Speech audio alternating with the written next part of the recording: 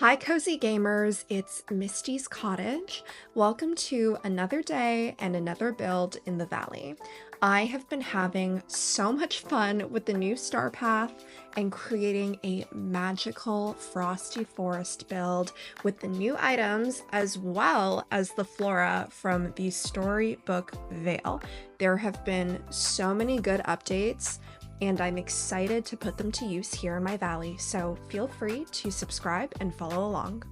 This is part one of my Frosted Heights Frosty Forest build, so you'll have to come back and check as I complete more of this landscape. For now, I'm going to take you on a tour of what I've done so far for this theme.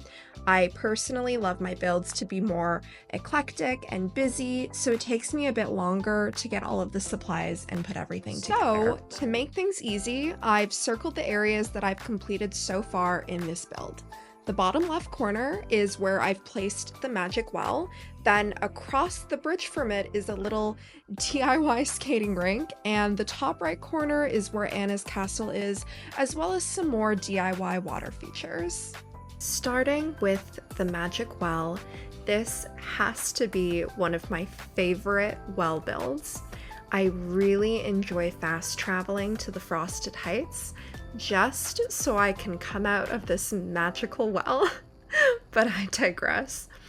For the build, I used the new display bubble items as a way of adding more interesting lighting other than the crystal lamps. I feel like it makes the icy scenery more romantic and inviting with floating candles, and I've also placed some of the purified night shards both in the bubbles and on the ground because I found that they also give off a really beautiful cool glow. Then on the ground is various bioluminescent mushrooms, moss, and some of the crystal items from the starpath.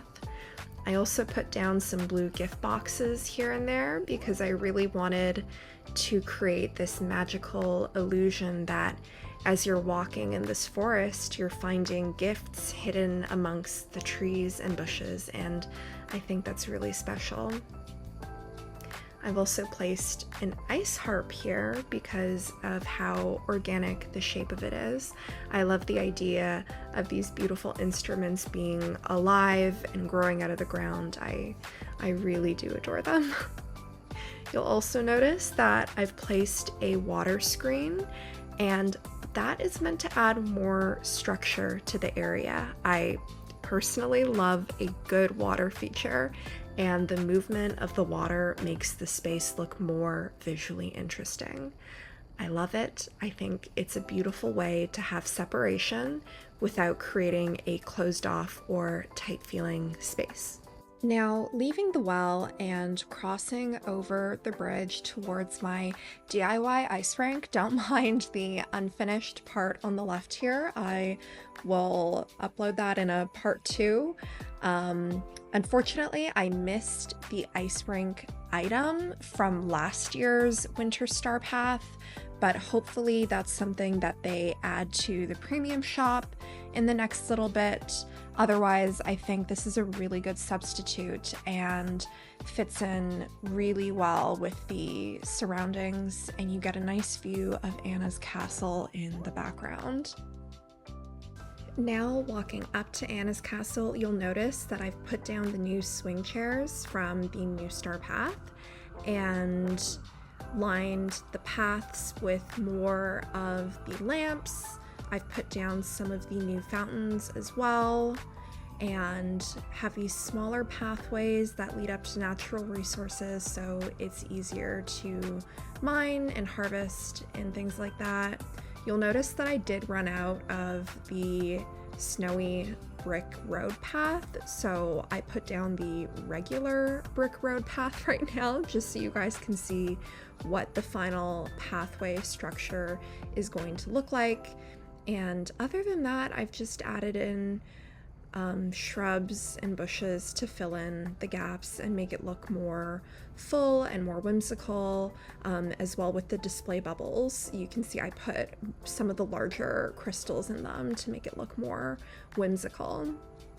And then coming over to the right here, the smaller path leads right up to a cherry tree, so it's easy for harvesting.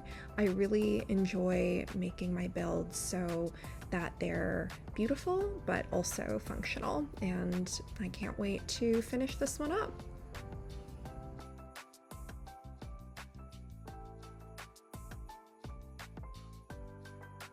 So actually I did go back and re-record Anna's castle because I was able to fill in the front with more shrubs to make it look fuller. I also was able to make more of the snowy brick path so I could replace the original brick path and make it look a bit nicer for you guys.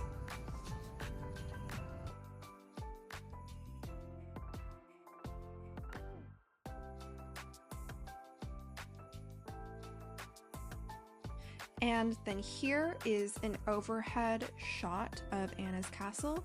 You'll see that where the fountains are, I've also placed little rugs that make it look like they're in the middle of smaller ponds, and I think it's just a cool little DIY water feature.